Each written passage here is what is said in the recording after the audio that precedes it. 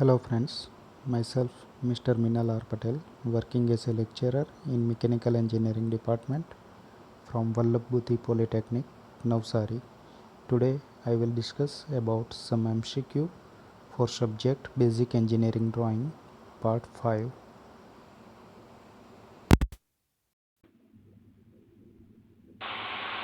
અહીં square plane વીપીને incline છે એટલે કે વીપી સાથે ખૂણો બનાવે છે અને એચપીને લંબ છે, જેથી તેનો ઉપરનો દેખાવ જોતા આકૃતિમાં દર્શાવ્યા મુજબ સીધી રેખા દેખાશે.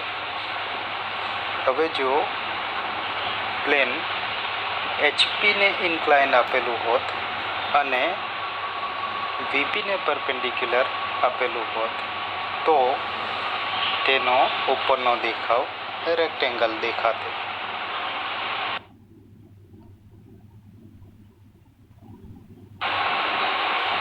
કોઈપણ સોલિડના ફ્રન્ટ વ્યૂમાં લંબાઈ અને ઊંચાઈ દેખાય છે, જ્યારે સાઇડ વ્યૂમાં પહોળાઈ અને ઊંચાઈ દેખાય છે. એ જ રીતે સોલિડના ટોપ વ્યૂમાં લંબાઈ અને પહોળાઈ દેખાય છે.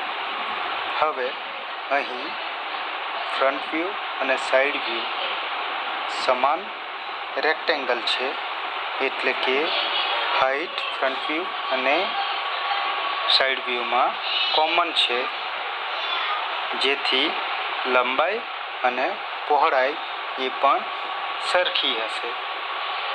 તો લંબાઈ અને પહોળાઈ સરખી હોવાને કારણે ઉપરથી જોતા આપણને બે ડાયમેન્શન લંબાઈ અને પહોળાઈના સરખા જોવા મળશે, જેથી ઉપરનો દેખાવ સ્ક્વેર હશે.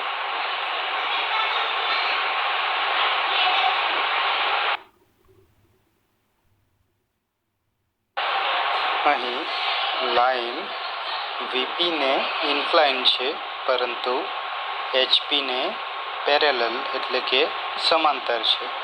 લાઈન એચપીને પેરેલલ હોવાને કારણે એનો ઉપરનો દેખાવ જોતા આપણને સાચી લંબાઈ એચપીમાં જોવા મળશે, જે સ્મોલ એબી દ્વારા દર્શાવેલી છે. એટલે લાઈનની સાચી લંબાઈ બરાબર ઉપરના દેખાવની લંબાઈ એટલે કે પ્લાન લેન્થ. એટલે ઓપ્શન એ સાચો છે.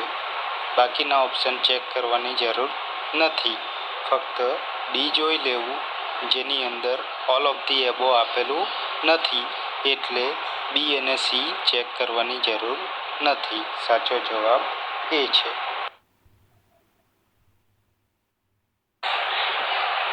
અહીં ક્વાડ્રન્ટ સિસ્ટમ ફિગરમાં બતાવેલ છે. હવે ક્વેશ્ચનમાં આપણને પોઈન્ટની પોઝિશન એચપી કરતાં નીચે અને વીપીની સામે આપેલ છે, જેથી એ આકૃતિમાં દર્શાવ્યા મુજબ ચોથા ચરણમાં હશે.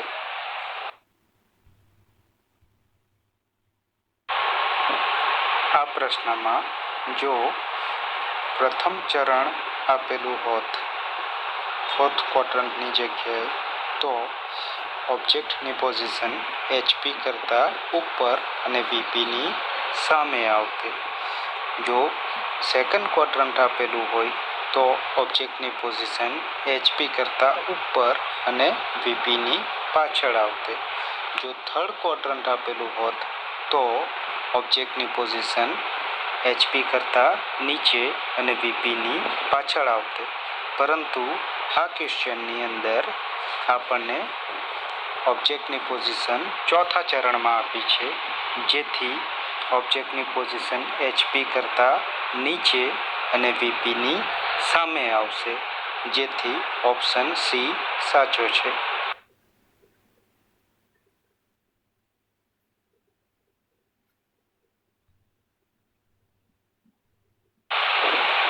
આઇસોમેટ્રિક ડ્રોઈંગ ડ્રો કરતી વખતે આઇસોલેન્થનું માપ 9/11 ટાઈમ્સ એકચ્યુઅલ માપ જેટલું થાય છે. અહીં આપણે સ્ફિયરનો આઇસોમેટ્રિક વ્યૂ ડ્રો કરવાનું આપેલ છે, તો સ્ફિયરનો ડાયામીટર એક્ચ્યુઅલ ડાયામીટર કરતાં મોટો થશે, જે 11/9 ટાઈમ્સ એક્ચ્યુઅલ ડાયામીટર હશે.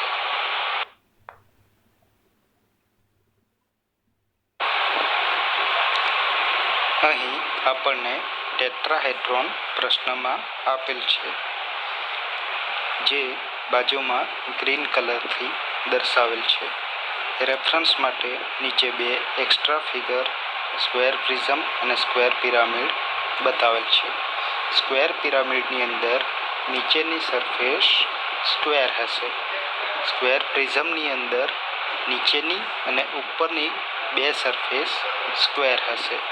સ્ક્વેર પ્રિઝમમાં રેક્ટેન્ગ્યુલર ફેસીસ 4 હશે.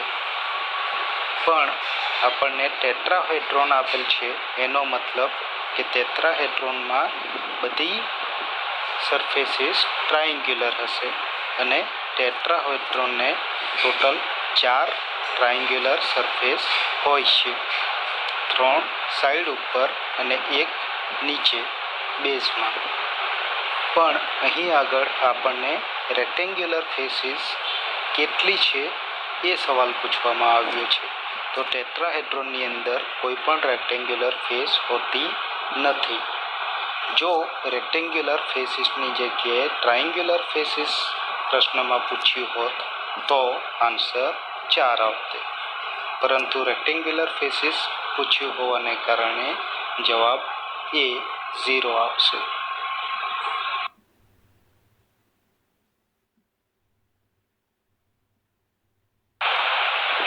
જો લાઇન એચપીને સમાંતર અને વીપીને લંબ હશે તો આકૃતિમાં દર્શાવ્યા મુજબ પોઈન્ટ કેપિટલ એ અને કેપિટલ બી એક જ જગ્યાએ વીપીમાં દેખાશે, જે એ ડેશ અને બી ડેશ દ્વારા દર્શાવેલ છે.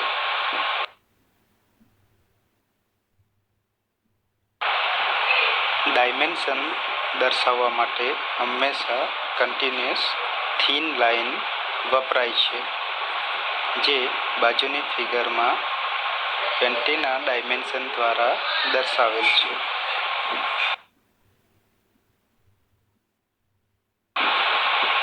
ડાયમેન્શન આપવા માટેની એલાઇન સિસ્ટમમાં ડાયમેન્શન હંમેશા નીચેની બાજુએથી અથવા જમણી બાજુએથી વંચાય છે, જે નીચેની આકૃતિમાં દર્શાવેલ છે, જેમાં 20નું ડાયમેન્શન આપણને નીચેની બાજુએથી વંચાશે, જ્યારે 40નું ડાયમેન્શન જમણી બાજુએથી વંચાશે. અહીં આ પ્રશ્નમાં જો એલાઇન સિસ્ટમની જગ્યાએ યુનિડિરેક્શન સિસ્ટમ આપી હોત તો આન્સર સી સાચો આવતે. યુનિડિરેક્શન સિસ્ટમમાં ડાયમેન્શનને ડાયમેન્શન લાઇન કટ કરી મધ્યમાં ફક્ત નીચેથી વંચાય એ રીતે સીધું દર્શાવવામાં આવે છે.